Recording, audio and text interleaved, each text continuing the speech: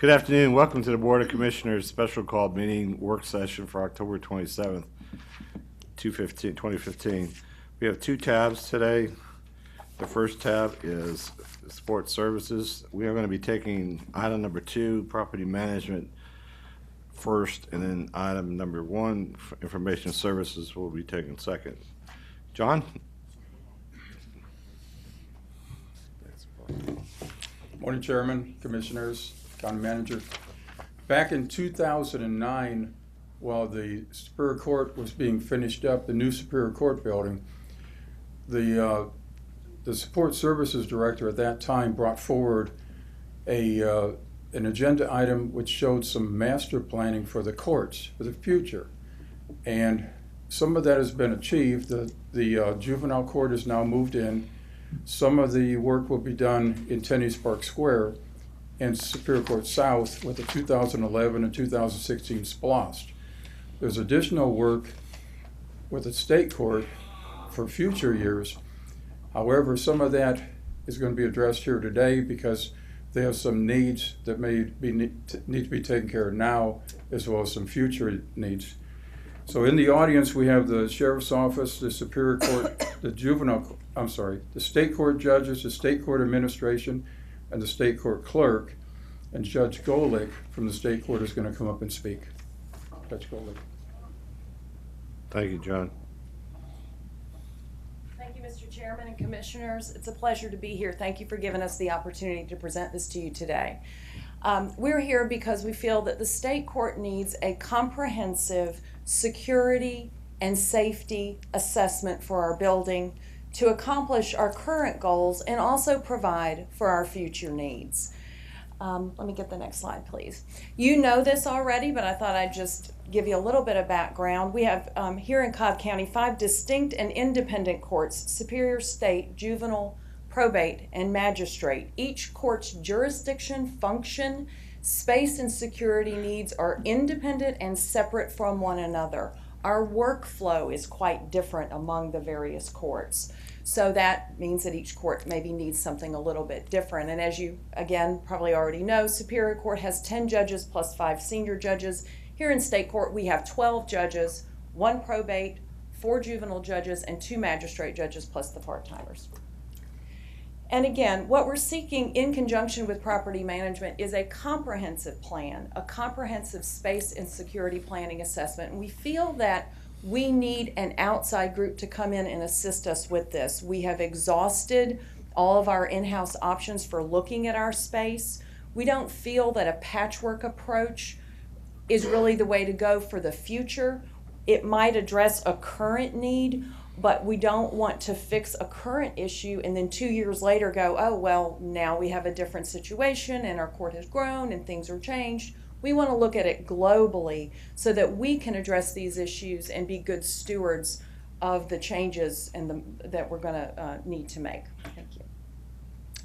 The state court building was constructed over 20 years ago, and at that time, the building plan did not contemplate many of the services and the staff that now exist. We've added 3 new judges. We have 1 new accountability court. We're about to have a second. All of those things have been brought into the building. The vacant future areas have been upfitted, renovated, reconfigured, reimagined to the extent that we are able to do them. And we work very closely, of course, with property management and the Sheriff's Department in dealing with the global issues that confront our building and our needs. The commercial growth of the county and the additional police officers on the road may contemplate future expansion to include a judgeship possibly in 2019 if justified by caseload. We simply don't want to be moving things around and not prepare for that future need. We want to, again, be smart and look towards the future. There's just a few of the issues that we're facing that we're trying to deal with now, and again, working closely with the Sheriff's Department and property management on this. There's only 1 secure entrance to our building that is separate from the general public. I do think we are the only courthouse that has this issue.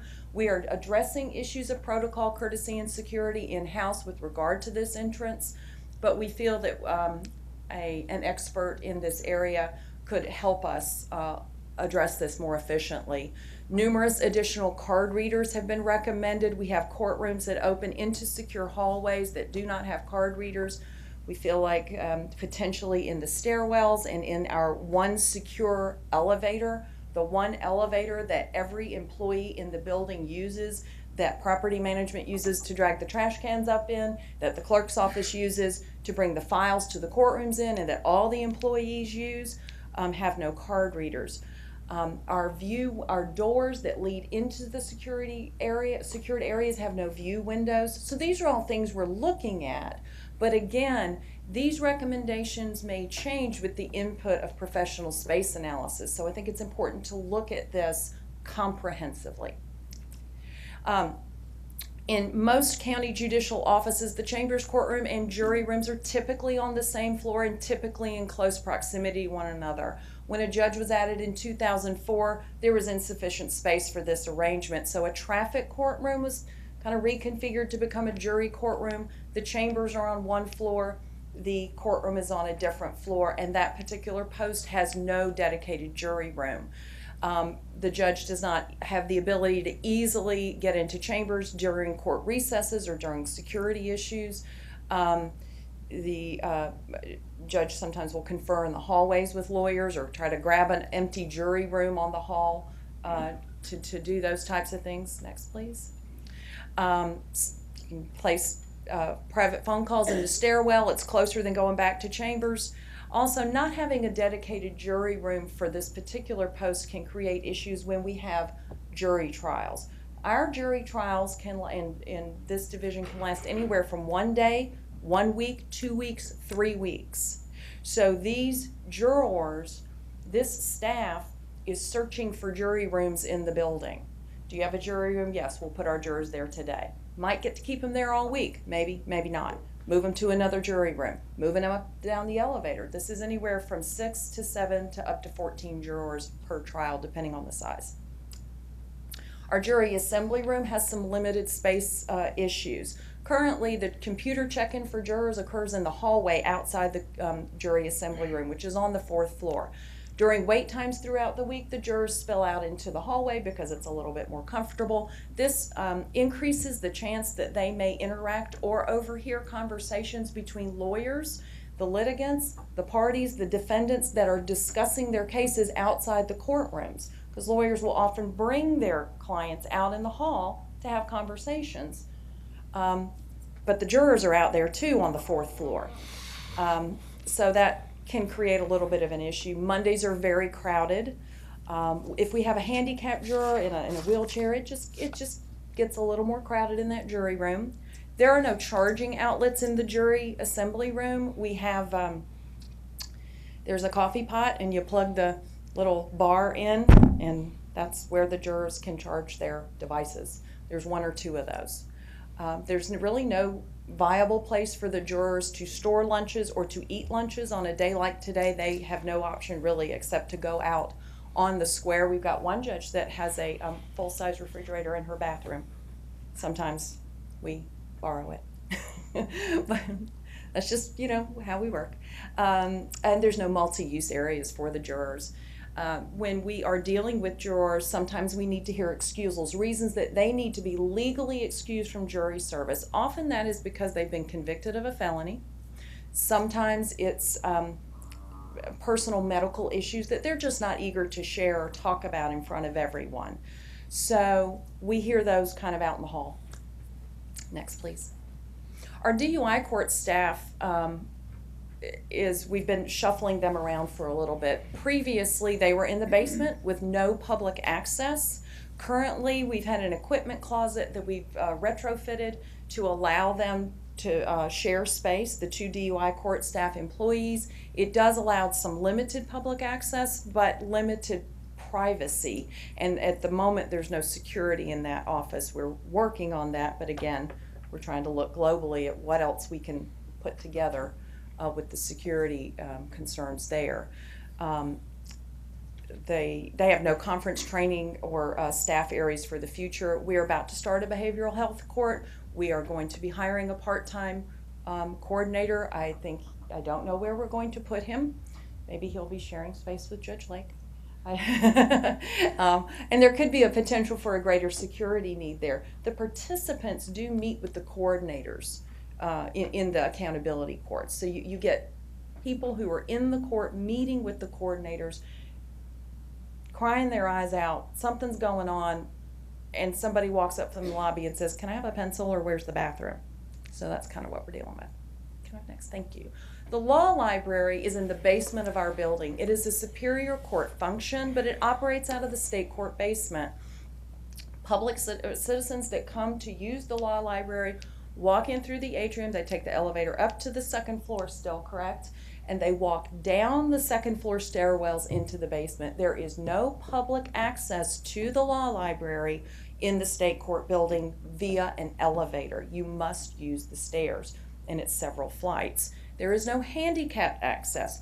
Our handicapped access is the sheriff's department. When we have an individual who can't take the stairs, we have to get a deputy, and they will escort the person through the secure areas of the courthouse, including our elevator, down into the basement, use the law library, and then they call, and we have to get a deputy, escort them back out. Citizens who represent themselves have access to the law library. They're allowed to come and use it, but it's not far from our conference rooms, Sallyport clerk's offices, and employee entrance and exits. The sheriff's department has done an excellent job trying to sequester this area off. It's just not optimal. Thank you. Other issues that we're facing, of course, if in the future, for future judgeships, we have insufficient space for courtroom chambers and jury room. We can't quite figure out how to make that happen. A professional space planner may have a great idea that we just can't come up with because that's not our expertise. And with property management, working closely with them on that issue. Public access, confidentiality, and security are needed for many court functions and services. In addition to the ones I've just discussed, we have probation intake. People who come in to the probation when they've been sentenced, they have an intake procedure. The Circuit Defender's Office also conducts interviews of individuals and gathers some of their financial information, and they do that in our courthouse and take the information back to their office. The clerk's office is in our building. We have a need to have certain clerical functions in close proximity to our courtrooms, especially in our traffic cases with the traffic tickets. They've got to be close to the courtrooms. We've got to have access to them. So that's a need that we need to always work around. There's only one easily accessible restroom in the basement for employees, and there are clerk's office employees down there. Also, attorney conference rooms, which we currently do have some outside of our courtrooms. We tend to be converting them into other functions, but we do need them for large civil trials. The lawyers will set up satellite offices outside our courtrooms for a week, 2 or 3 weeks while we're conducting these trials. The bottom line is, and again, while we, and in conjunction with property management, and I know that the sheriff's department supports us and the clerk's office as well, we're asking for this again because we cannot address our current issue without planning for future needs. So we feel that this comprehensive space and security assessment is important. So I thank you. Thank you, Judge. We appreciate the input. I'm assuming you haven't talked to any of the commissioners prior to this afternoon, right? About this? I have not discussed this with any of the commissioners. Okay. How about the county manager? Yes. Okay. We discussed it with him. And that's what I thought. That's what I thought. Yes, sir. Okay. So I think you're on the right track. You brought it to our attention. I appreciate that. Thank you. Clearly, if there's a security and space planning assessment, the sheriff's office needs to be at the front of that conversation. Yes. And I know that the sheriff is here today. He came in after I understand, but I'm confident that he understands the importance of providing the adequate security for the courts. When I first read this agenda item in the state court coming forward as a conversation, it normally played, well, not normally, what it did is it played into the conversation I'm having with several other courts in the complex about space needs and things of that nature as well. That the county manager and I are working on some parallel tracks associated with other courts. My recommendation is for John. I imagine you're the chief judge, right? Yes, sir. Okay. Yes. Your administrator and the county manager to get together with the sheriff's office to assess what our next step should be so that we holistically look at this and make sure that we're not addressing something comprehensive for state court while leaving behind one of the other courts or some of the other needs, first of all. Second of all, we have got to come up with a long-term plan, not only with cost of addressing what you consider to be pressing issues, but the cost associated with the operating M&O associated with that to follow up. Clearly, that has to be taken in place as well. As you know, we're doing good as a county. We're not where we need to be.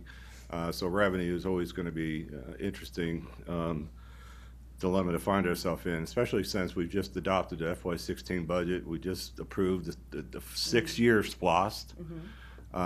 So some of this stuff may have been able to have been covered in there, and like John said, some of it might be. But this is the third court that's been in front of me in the last year with needs, not to mention some of the other constitutional officers that have needs as well. So the county manager, I would like for you to help us understand the whole framework of what's being asked for by the state court as it works within the other court requests that we're working on, the other constitutional officers' requests that we're working on, and let's see if we can't get an entire plan together so we know, the commissioners can know comprehensively what we're looking for in terms of our immediate needs, short-term immediate needs and long-term planning needs, what that cost is, and what to implement, but also then what it is to maintain and move forward. And we'll try to figure out the best we can. There's some issues you brought up that other courts would love to have that as a problem, to be frank. So we just need to make sure that we got our priorities set. Now, clearly, Sheriff, and I know he knows this better than I do, and if Sheriff, you want to make any comments, you're free to do so. But if there are any immediate security issues that haven't been, that if they are brought to his attention, I'm sure he's going to deal with that, because that's ultimately our first issue. So, yeah, Chairman, Commissioners, thank you for giving me an opportunity to speak. We are working, my staff has met with some of the state court judges and the coordinators. Of course, the county manager knows when this building, when the state court building was constructed years ago, the last thing that was thought about was security. It was built, and then we had to come up with a plan. So I know there's probably some issues there, but I can assure the taxpayers, the citizens, and the judges that we're going to provide the best security that we can for the folks. Again, it's always a budget issue, and but some of my staff members I know have already had some discussion with the courts, and we'll be glad to work with the county manager and come up with the best plan. thank you, sir. Any Appreciate it. questions? I'll be glad to. I think we're good. Judge, thank you for being here. If you have any further comments or questions, county manager, is it clear what we want to do? Yes, sir. Thank you. Thank you, Judge. Appreciate it. Thank you, all of you. Any of y'all have any other, Commissioner Burrow? Yes, I just had a question as far as, are you looking for outside consulting for security, or the sheriff's office We're look- controlling that, or? We're looking for an outside space and security comprehensive plan to deal with it all, not just for today, but to look at for the future. Well, Did I? You know, as far as security, I don't know any architect that can tell us how to provide the security, but I can see the architect or some source telling us about the space, and then we can connect in with it, you know. Okay, thank you. Thank you. You're in good hands with the sheriff's office. I'm sorry? They're all in good hands with you. We are. Thank you so much. Thank you, Judge. Anything Thank you. else? So what we'll do, Judge, Yes, sir. is the county manager will get with his team, Okay. come up with an action plan, and we'll present that to you so that there's some response to your request today Thank you so much. that you can point to. Thank you all for the time. Absolutely. Let's go to agenda item number 1. Ms. Stanley?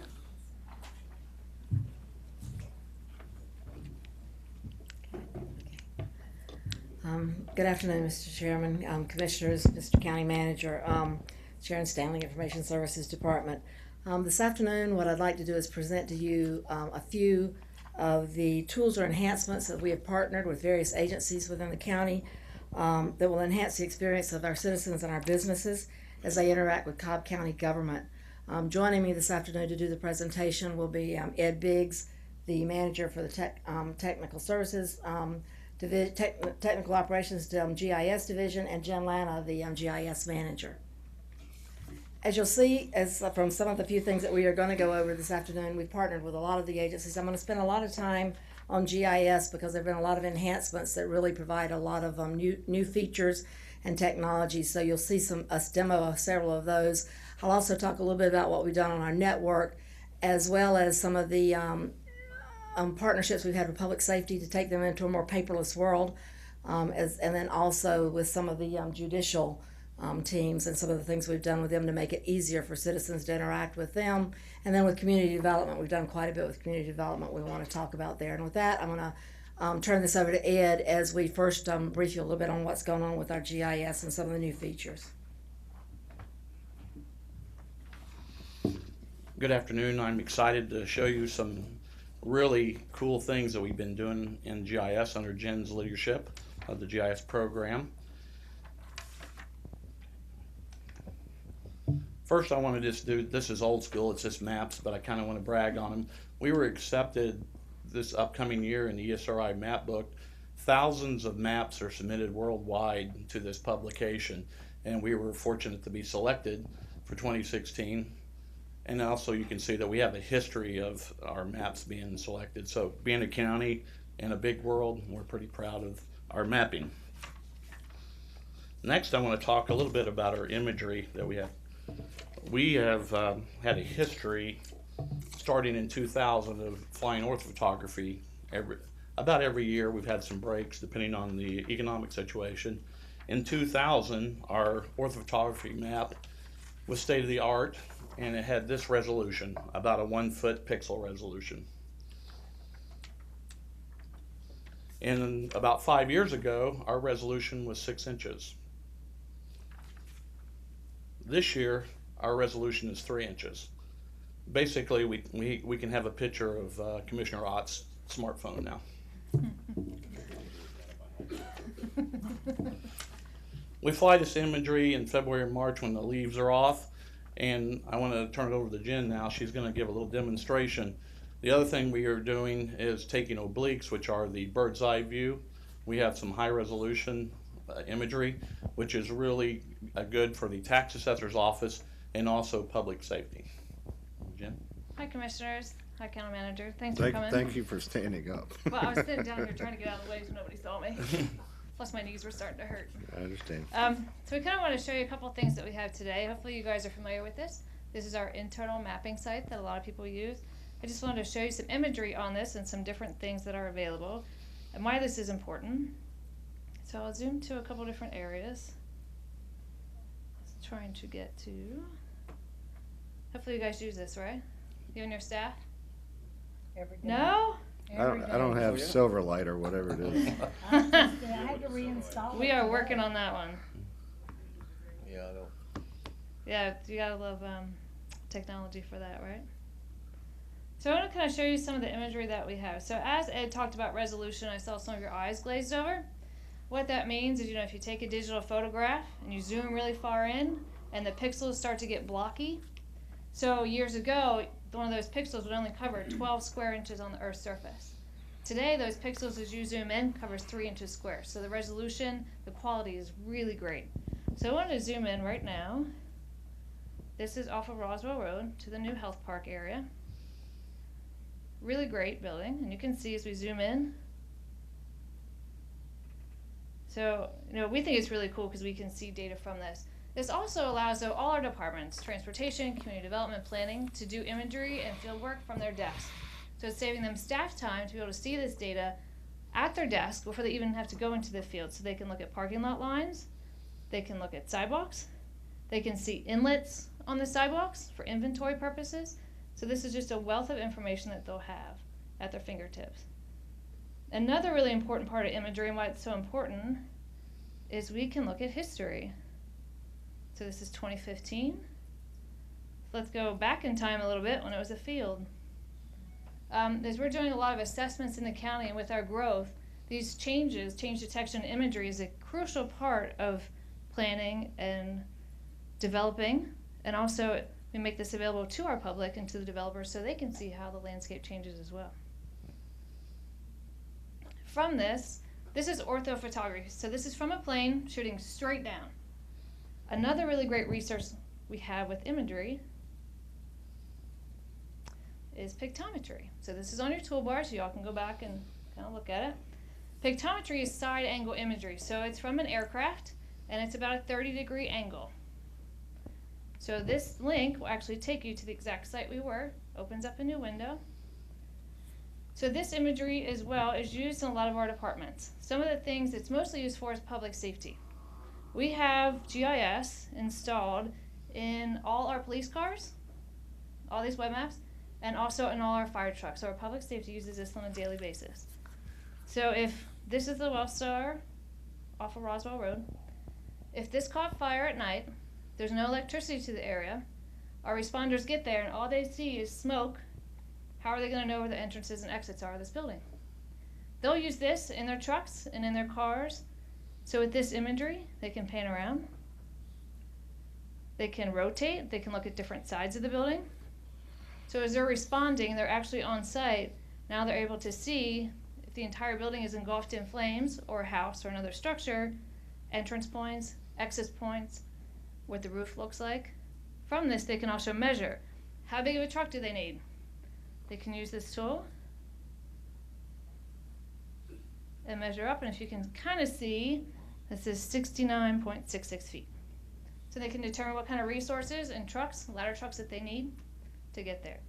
So that's just a quick view of the imagery that we have, and we appreciate the support to get this every year, and we just did sign the contract to get this again. It's part of a 3-year contract that we came to you last year about. So we're going to have new imagery again flown in 2016.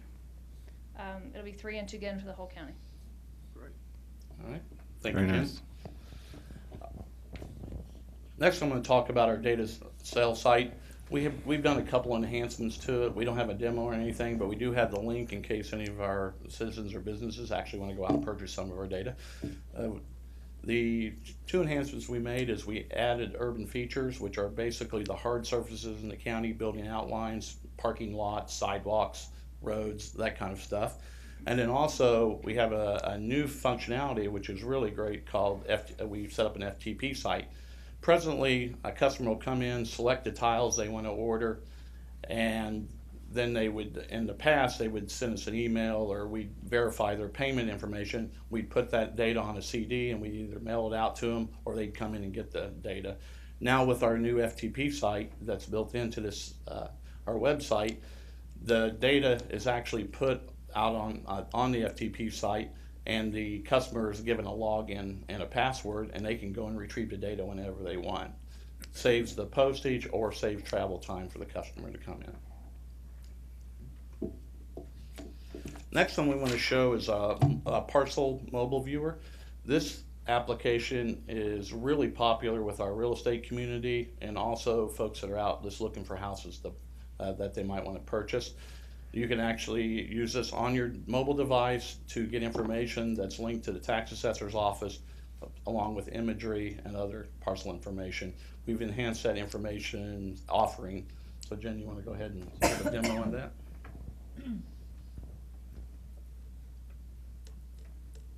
Okay, so everybody's got mobile devices, right? So we all have them in-house, and so do our citizens. So we have to provide information to them in a way that they want it, which is on their mobile devices. So this is tablets, smartphones, and then of course desktop. This is our most popular mobile device. We have 7 mobile sites available for the public to use at any given time. This is our most popular. We get about 5,000 unique users that hit this site every month. We call these easy access. The site we looked at before was everything, school zones, not police zones, property, flood zones, all different things. These are called easy access sites. If you try to open some of those maps on your phone, it would take forever. So we use these easy access sites like a parcel viewer just for quick information. So these are available on our website, And I will type in an address.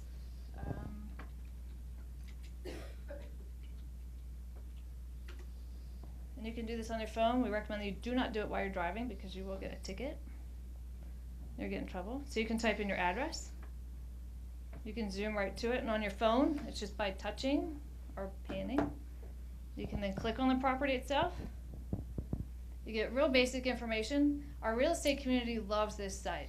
They're sitting out there, they're trying to sell the house, get information for buyers. They're sitting in their car in front of the house, and they have access to all this information. And they can quickly link to the tax assessor's website to get all the other information that they may need, including taxes, sale data, additional photos. This is just one of our most popular ones, but we also have the park search. We have information on SPLOS. We have DOT, a What's in It for Me site, a zoning search. So if you have questions about those, just let us know. But I just want to kind of show those to you. We've done some enhancements to that. We have a lot more data and links available on that one, so it's really, really great stuff. Back to that. Good deal. Now we have one more thing to talk about. These are called storybook maps, and this is actually a new approach for us. All the technology that runs these are hosted at a vendor site that we have access to. This vendor provides certain functionality to us and templates, and we're able to access that and add our data to these storybooks and for the citizens to access. The first one, it was a collaborative effort between DOT and us, and we wanted to basically take our trail system, both current and programmed, and show the citizens our connectivity that we're building throughout the county with our trail system. And it gives us some information on amenities, the surfaces, and all that kind of stuff associated with each one of these trails. So Jen, you want to go ahead and fire that off? This is one of the things we think is a future growth area for us with these mobile maps, because anybody in the county and our GIS community can build these maps for their departments or for special projects, whatever they want to do. They have access to it. So we're pretty excited about this one. We have a lot of help with DOT and IS, and we do have some really great interns from KSU as well in GIS that help us do this. So again, this is pretty cool. You know, it's a storybook. So essentially, I haven't converted to the new electronic storage yet in Kindle. I still like my hard books. But you know, everybody wants it digital. So we're transferring all this information that we have into more of a digital format. So this is a story essentially about trails in Cobb County using GIS. So this site, we were ready to go live. We'll get this out on the website in the next week or two. So it has our trails in the county. There's a couple of different things you can do. You can click on the trail. I can click on it. Get a quick information about that. On the left-hand side is a story. It's kind of your guide to the website. It tells you about the stories, how to use the website, and then there's links to the trails within the county. So as you click on any of the trails, it will zoom right to it, and then you get all the information that's most pertinent. A cute picture to show you where you're at in case you're new to the area, and information about the trail itself. Is there parking? Is there restrooms? What's close to it? So you can scroll through these.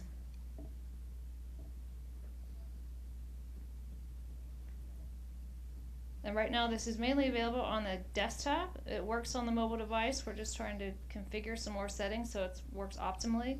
But this is available for use. And like Ed said, this is kind of a new way that we're doing GIS. It's just an additional tool to some things that we have. We have such a vast demographic in the county. We have to make sure that we cater to their needs and their wants. So it's things like mobile maps. It's storybook maps. So we're going to be offering a lot of these different things coming up. Some of the other ones that we're working on now is with community development, working on historic markers in the county. So those are just some things that we kind of wanted to show you that we're working on, and the trail one we'll be putting out there in the next week or so. Right. Well, that's our final slide. One of the things I wanted to add was we're not resting on our laurels. We're always pushing the limit to make GIS one of the best in the country. Someday we'll be the best in the world. I'm sure of that, the way we're going. And again, thank you for your support year after year. The GIS program is nothing without you all supporting us, and we appreciate that. Now I'd like to invite Sharon back up to talk about some of the really, really exciting things and neat things we're doing in IS. Thank you, Ed. Thank you. Good job. Thank you. Any questions before Ed leaves from Ed in general, the GIS? Yeah. Ed, You know what I'm gonna ask. The chairman already mentioned it. I mean, the Silverlight issue is a problem. And it seems to manifest itself in GIS. So what are we doing about that? Right now, we are in the process of converting all of our public-facing Silverlight sites to HTML. We're actually doing a review process in that when we make this conversion, we could just do a conversion, but we want to make the maps and the websites better as part of that process. So we've had different teams within the county and different representatives from the citizens of Cobb County to be looking at each one of these sites, and we have a few of them, to make sure that we're going to put the information out and put it in the way that people can use it well. So we're hoping to be deploying that by end of year. Okay, so what that does is basically it's gonna remove the requirement for Silverlight, which I guess with a lot of the non-Windows based devices has been a problem. Yes. Okay, thanks. great work, guys. I have one quick question, if you don't mind, sir. Great. General GIS, I was in two presentations today from Town Center CID as well as Cobb Travel and Tourism. Both of them are working on a Cobb Greenway project to connect and do all the trails. Have we dealt with them yet to show what you have so they're Yes, aware we of did. this? Because this would be very beneficial and helpful with that project. They are part of a collaborative group that we had them test this and give us feedback. And we hope to expand this as well. And we've been working with also another group at KSU to kind of build more of a comprehensive one. Good. And we had feedback from the cities as well for the trails map. Wonderful. Well, it was a great idea. I was just late with it. Yeah. Oh, no, that's all right. It's great. Staff does And better when we're we late. also exchange data with the CIDs too, so that we're all working off the same map. Never mind. Good work, Ed. Good work, good work. So I wanted to hit on just a couple of other things besides GIS that we've rolled out in the last year. One of the big ones is for the citizens, we've upgraded bandwidth in several areas, which they really care a lot about. We think the libraries, we've upgraded the bandwidth at all the libraries. A needed upgrade. We have additional coming with some of the new libraries that are being built. We've also rolled out our Wi-Fi in our county locations that we have over in the courts and some of the parks for the citizens in our buildings. We have upgraded that and put it onto a 100 megabyte circuit, dedicated one. One reason we did this, it has a side benefit of adding additional bandwidth for them, but we did it for our own reasons for security, so that we separate non-Cobb work traffic from citizen Wi-Fi. So we did this recently. Didn't really cost the county anything. We did it with some savings we did on other an audit we did on some of our lines. So we didn't cost us anything additional to my budget. So just a FYI on that one. And then another thing, we've been working with fire to help them go paperless in some of their areas. We're rolling out and testing with them tablets. You see a screenshot of one here. When they're out on the scene and they're working with patients or individuals at the fire location, they have in the past and still in the non-test areas, they have to go back to the site. They do paper forms. They go back to the precincts and they input the data into the system. So that the medical information and the treatment information and what they've done in the field gets put into the system. But now we have it where they can actually input that data on tablets, and we're testing that with several of Chief Crowder's departments and fire precincts out there. Additionally, we've worked with the judicial system. I said what we've done is we've enabled some web payments for them for their DUI court participants in state court. They can now go on, they receive a password, and they can pay for their courses and their training that they receive as part of their treatment and part of their actual judicial award. They can actually go and pay those online. That not to be confused with paying your ticket if you get pulled over for drunk driving. Not the same thing. These are for those that are in the treatment and monitored court program that can go out and pay for these. Additionally, we have coming very soon, and this is a big one for the citizens. We have coming before the end of the year something that we're going to call Court Connect with the state and magistrate courts, where citizens will be able to go out and online. They'll have access to search upcoming court dates, judgments, general case information, the dockets, and we'll probably expand that later. But right now we're doing it with the state and magistrate court very soon. A lot of our improvements we've made over this year, as you're aware, have been with community development. We've done quite a few things out there, put a high-speed scanner in that basically allows us with business license renewal and they're, to scan their documents in. They don't have to sit there and open each envelope and manually scan those in. It's a very rapid scanner. It's also connected with Check 21, where the deposits and the checks that are scanned go directly into the bank, same day deposits. And the other thing it's done is link that and brings that data into Acela, the system where the workers out there process the licenses. So instead of having to enter all that information when that payment's made, it goes directly into the system. They get to review it, and then they can issue the license or the certificate right away. So it's really sped up, although it's a back-end process, it's really sped up the process for businesses to get their certificates and their licenses. So also with them, we've done some other online access for citizens with them. If you look at this, you'll see over on the right, if you look at that tab down at the bottom, you'll kind of see some of the things we've done. Sign permitting has been automated. Businesses can go on for permanent signs and actually apply online. Has brought them almost real time in answering those. They go out very quickly with those now. You'll also see building in that tab. That one will come before the end of the year. That is the site plans, where businesses will be able to go out and submit their plans online. You know, all the architectural plans. That one's come. We've been waiting for that one for quite a while. Very, very big and very important one that's coming. Also, utility permitting, they can do that online. And then code enforcement, if a citizen wants to report a potential violation of a code, that's for the average citizen to go out and put that online also. All of those can be found under our community development site portion of our website. So, any questions? Those are some of the key ones we rolled out. We've got a lot more, but in the interest of time and not bragging on my folks, we'll stop with those. Thanks, Sharon. Appreciate it. Any questions or comments for Sharon or her team? Thank you, guys. Great job. Good update. Appreciate it. So that takes us to tab 2. We have one item, and it's for the presentation of quarterly update to 2011 Special Purpose Local Option Sales Tax. Director DeMassimo, good afternoon. Good afternoon, Mr. Chairman, County Commissioners, and County Manager. We are providing our normal quarterly update on the 2011 SPLOST. Go ahead and go to the next one. Out of the 2011 SPLOST was proposed to have $492 million in projected SPLOST collections, and you can see the division of those collections as it was originally provided. Our SPLOST receipts through September of 2015, with 44 months collected, we are exceeding projected receipts by nearly $37 million, so that's great news for us.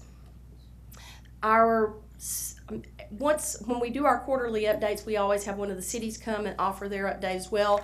And this month, or this quarter, it's the City of Kennesaw. Ernie Villa, who is the Public Works Director, will be coming forward to offer the City of Kennesaw's report. But before he does, I wanted to offer him both congratulations and thanks. Ernie is looking forward to retirement very, very soon. He's been a great partner, like all of our cities and city staffs are, with DOT and with everyone in terms of the delivery of the SPLOST. But we've appreciated his partnership and wanted to take the opportunity to say thank you. Are there any of the folks from the Citizens Oversight Committee here today, Faye? Yes. Thank you. Good morning. Good afternoon, Chairman and Commissioners, County Manager. I'd like to take a few minutes here to kind of real quickly go through our projects. We have 5 transportation projects and 3 park projects currently underway in various stages, and then be glad to answer any questions.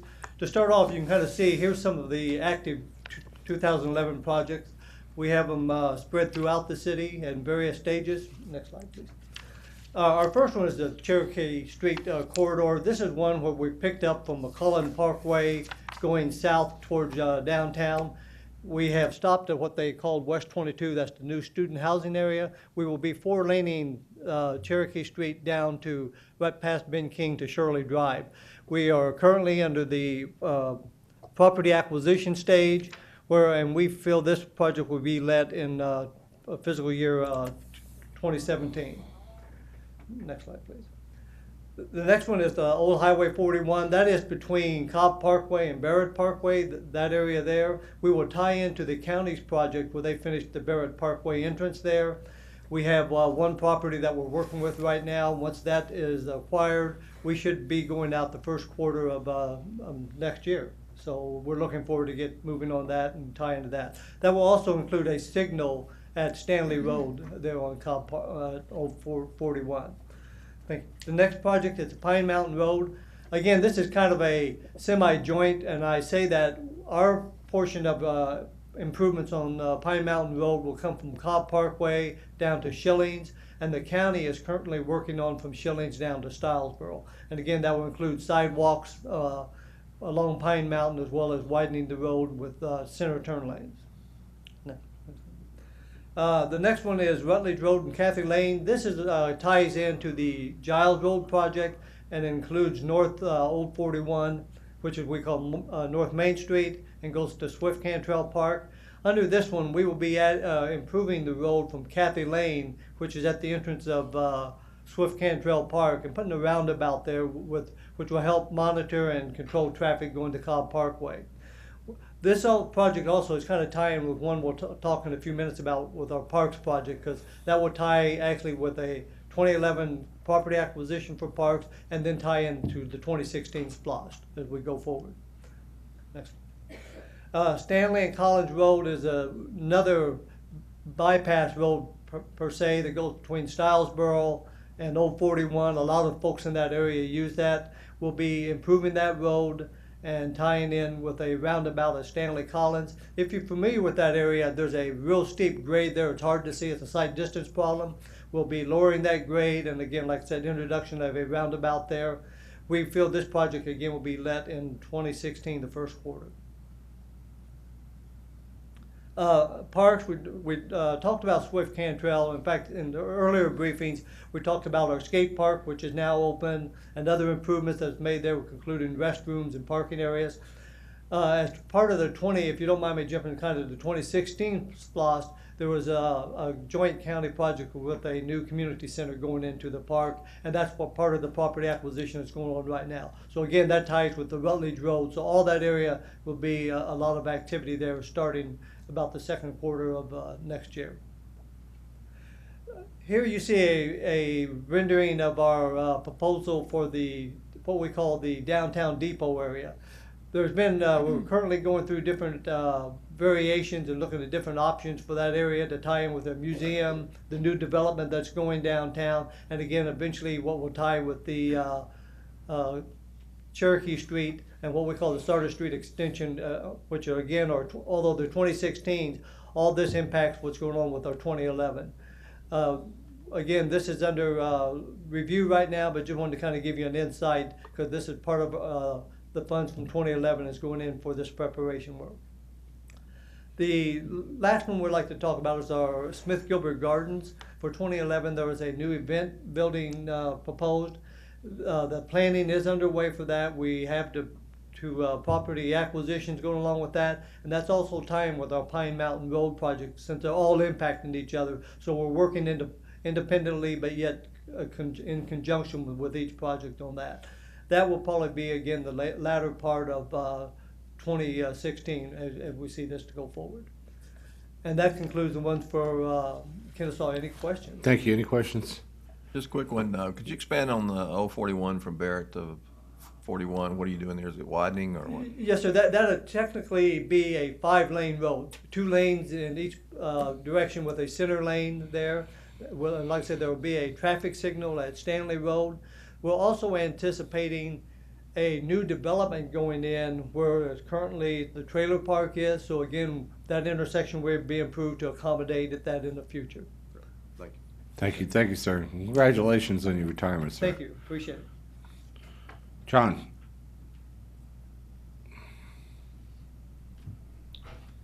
Chairman, Commissioners, first one you see there on our title page is some of the construction going on at the Health Department in the headquarters building. We have $18.1 million for facilities in the 2011 SPLOST. As you see there, the largest parts of it are with the Health Department and the judicial facilities. The Health Department portion is not only for renovation, but is for some maintenance improvement, capital improvement in some of the other buildings as well. Smaller items, senior services, libraries, public safety, and some other facilities that don't fit into those categories. Next slide.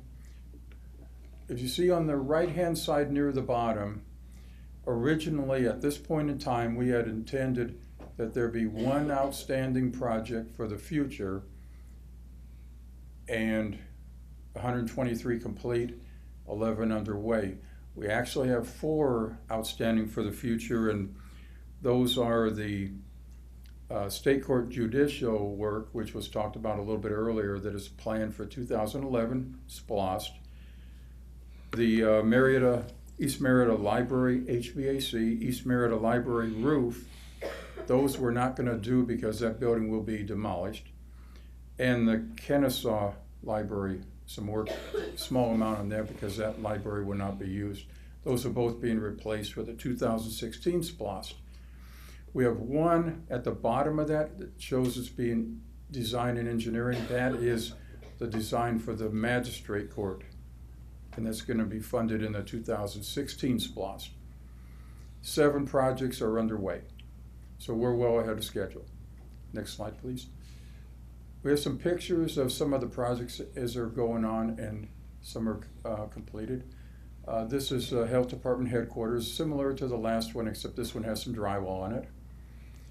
This is East Cobb Health. We're replacing those lights with energy efficient lighting to save some energy. Same thing with the next slide, which is South Cobb Health. Those lights will be replaced as well. Usually that cost is made up within the first 2 years. Lighting retrofits are very effective energy-wise. Next slide. This slide and the next slide show the existing condition of the top floor of the public safety building. This is old heating and air conditioning equipment that is at least 25 years old. It served that top floor, which was a jail. That area is still being utilized by the sheriff, staging prisoners going into the courts. Next slide shows the outside equipment that's on the roof under the overhang. And the next slide shows a new indoor HVAC unit being brought up by a crane that'll go into that penthouse area. So what we have planned for the next quarter, judicial-wise, is continue with that design for the magistrate court. It involves several other departments because there are departments in the space where the magistrate court would go. So we have to design additional departments to move out in a sort of a phased or domino effect that eventually gets to the magistrate court itself. Next item is that public safety. You go back to the public safety HVAC replacement. You saw that unit going up in the air. The health department, those renovations we showed with the lighting retrofits. DOT, we're replacing heating and air conditioning at the office building. And for public safety, we're doing a small renovation at the police ranger building. And that will complete all of our work for the 2011 SPLOST, which all those improvements to the infrastructure could not have been possible without the 2011 SPLOST. Are there any questions? Thank you. Any commissioner questions? Thank you, John. Good report. Director Heaton. Yes, sir. Good afternoon, Chairman, Board, and County Manager. We're done. Thank you. Thank you. Next. I will tell you, I think there's one slide there that we did have. Our last project was the hazmat truck that we had ordered, and I think and that has just gone into service. We've had all the equipment put over on that. That is hazmat for South Cobb. We have one up at the Superstation, and then this is a smaller one down in South Cobb. So that does complete our projects for public safety. And to say the same thing, we sure do appreciate it from the board and from the citizens of Cobb County. I don't know how we would have got through in some of the tough times without that SPLOST, particularly on the fire apparatus replacement schedule. So thank you very much. Thank Any you. questions? Thank you, Director. Thank you, Director. Mr. Cannon. Good afternoon, Chairman, Commissioners, County Manager. This is the projected categories you've seen this whole time. Next slide. This is where we're at right now. We've got 68% completed projects, 22 under construction, 8% under design, and 2% future projects. You've heard me say this many times. We will affect 50 parks, and we'll do 172 projects in those 50 parks. This is a map that shows you we want to be as red as we possibly can be. We're getting there, and more each quarter, so we're close to being done also. Some highlights. This is the Civic Center rendering. This is what the front of the Civic Center will look like from the plaza and from the road. Amazing what it's going to be for the community. Next slide will show you two views. One's inside the canopy on the front lobby, and then an aerial view of construction going on the Civic Center.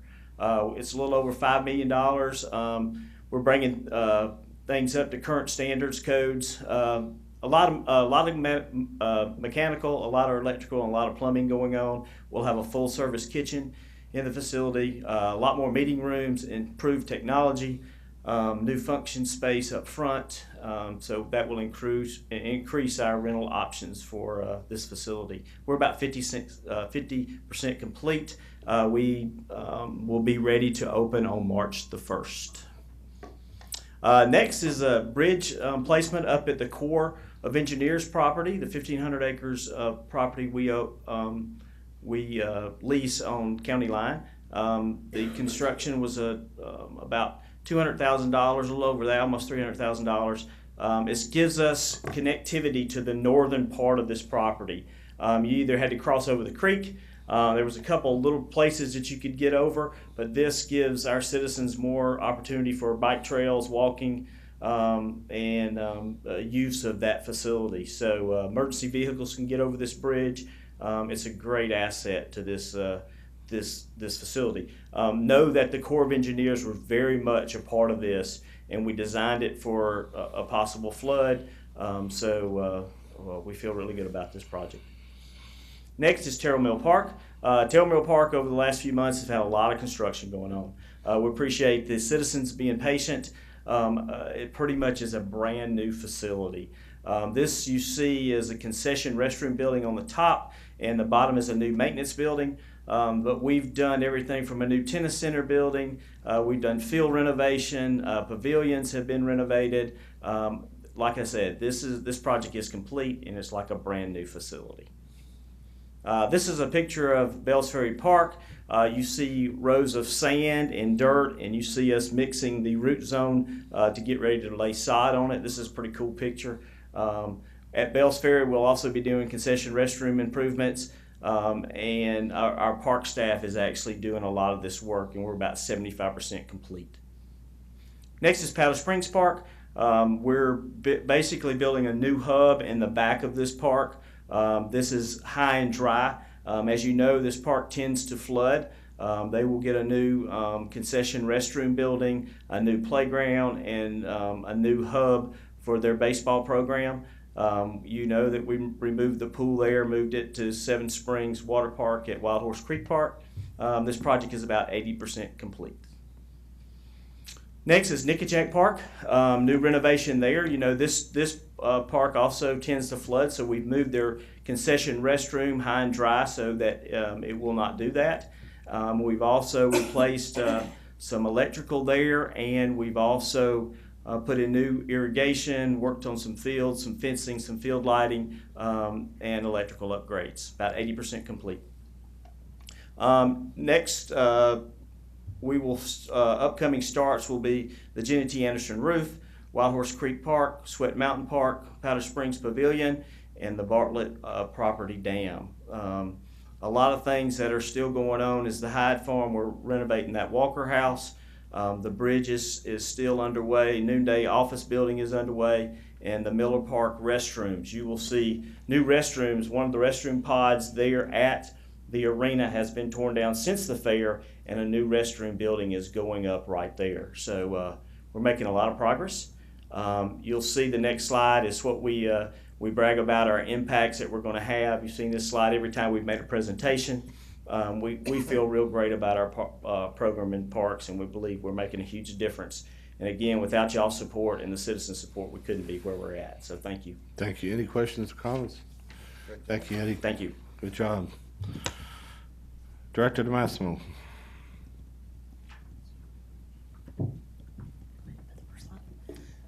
This is the same slide that you've seen each presentation regarding the original commitment across the transportation component of the SPLOST in terms of the various components, and obviously infrastructure preservation was our largest commitment, and I think you'll be very pleased again by the resurfacing numbers that are a large part of that later in the presentation. So we have 206 transportation projects, 137 of those are complete. We have construction in progress on about 14% and design engineering in progress on about 20%. So our program is really moving along at a very fast pace.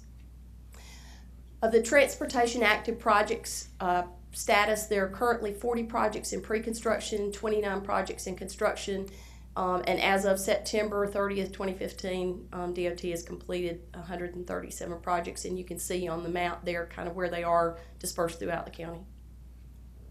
Project highlights. First one is the Pittner Road Bridge project, a bridge replacement project. You can see the contractor contract amount. The notice to proceed was issued back in the summer, and we expect to have construction complete in November of 2015. The Skip Span Connector, the new roadway over I-75 connecting Fry Road to Busby Drive and Town Park Lane, a very critical project for both KSU and Town Center, and will certainly improve pedestrian and bicycle access for the student population in that area. The project is expected to be complete by March of 2016. Walker Drive Extension. This project is a project that resulted from the work that was done with community development back now about 5 years ago to reimagine this part of Mableton. This extends Walker Drive to Church Street and helps create one of the town squares that was envisioned near the entrance to Mableton Elementary School. Windy Hill Road corridor improvements. Certainly there's no other corridor in the county right now that's got more construction activity going on throughout the corridor. So we've got 4 active construction projects in the DDI, which will be starting very soon. Widening and reconstruction to 6 lanes with a raised median and intersection improvements between Spectrum Circle and Cobb Parkway. Completion is scheduled for January of 2017. We've completed, if you're out there now, if you've been through the corridor recently, you'll notice that most of the work on the north side has been completed. We'll be shifting activity more to the south side of that corridor. Six Flags Parkway sidewalks, fill in the gap sidewalk project between Silver Arrow Circle and Silver Mine Trail. This is scheduled to be complete in November of 2015. 2011 splost resurfacing projects. We take you back to the beginning of our presentation today, and we talked about how infrastructure preservation was such a large component of this splost. We bid 16 contracts from the 2011 splost resurfacing through September of 2015. We've bid 16 projects valued at $84.9 million, has impacted 1,311 roads and 413 miles of roadway. Resurfacing contracts awarded since October of 2011, that also includes 3 2005 SPLOST contracts, is 18 contracts. So $96.6 million has been placed in resurfacing, improving 1,514 roads and improving 477 miles of roadway. A really incredible accomplishment, and we have huge thanks to the board and to the citizens of Cobb County for making this possible. So our next quarter planned activities, we have 8 projects that will be completed. You can see the breakdown of those projects, and 9 other construction starts, including 4 sidewalk projects. Do you have any questions or Commissioner comments? Can we go back to the one that, with the bar graph? I think it's in the beginning. Yeah, that one. The planned, when you look at the numbers, the actual numbers are bigger than the planned. Could you just kind of go over what things are, I know it's additional projects, but just kind of talk a little bit about that, because normally we don't see the actual numbers. Exceed the plan? Yeah, when you add up all 3 on the planned, and then you add up all 3 on the actual, it's a bigger number on actual. So obviously we got extra projects in there. I would have to go back and check on that, sir, to know exactly what that was. Okay. But we certainly have had other projects. I don't, like I said, I need to go back and check and see exactly what it is. I would suspect it's projects that's come to fruition out of the buckets that were generally, the general buckets that became specific projects. Or partnership projects, I think, in particular, because we've been very successful with that. I just don't know what the specific Yeah, the only reason I ones are. brought it up was because normally, if folks are following along with the numbers, the 3 always total up to the same amount, and in this particular case, there's actually more done. So I know that we've the board has added some things. Because you mentioned in the beginning, there's like, I think, almost $38 million extra.